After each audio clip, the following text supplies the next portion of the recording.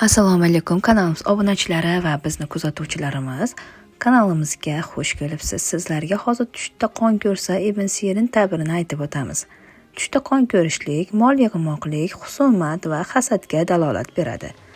Qon tushda ko'rsa tush ta'biri tushdagi qon inson hayotining juda katta ahamiyatga ega bo'lib, agar tushda badandan qon chiqqanini ko'rsangiz, aziyat va tashvishlarga dalolat beradi. Agar qon yara hosil qilmasdan turib chiqqanini ko'rsangiz, pora olish yoki berishga dalolat beradi. Agar kishi tushda qon ichsa, harom molga ega bo'ladi yoki qon to'kishiga dalolat beradi. Agar birorta joyingizdan qon chiqsa-yu biror undan dog' yoki iz qolmasa, gunohlardan forig' bo'lish deyiladi.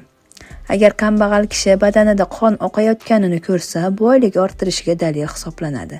Xuddi shunday tushni ko'rgan odam boy kimsa bo'lsa, zarar ko'rishi mumkin. Tushdagi qon siyish ongdagi nogiron farzandga ishora bo'ladi. Ba'zida bu kabi tushni ko'rgan kimsa noshariy ayol bilan yoki jinsiy yaqinlikka kirish deb ta'bir ham qilinadi. Agar tush turmushga chiqmagan qiz uchun hayz qonini ko'rish oila qurishiga, ya'ni nikohga dalolat beradi.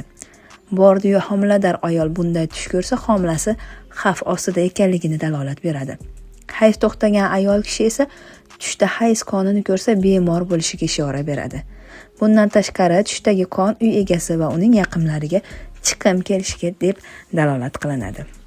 Avvalambor hamma narsa Allohdan, bu biz shunchaki internetda yozilgan ta'birlarni sizlar uchun o'qib berishga harakat qildik.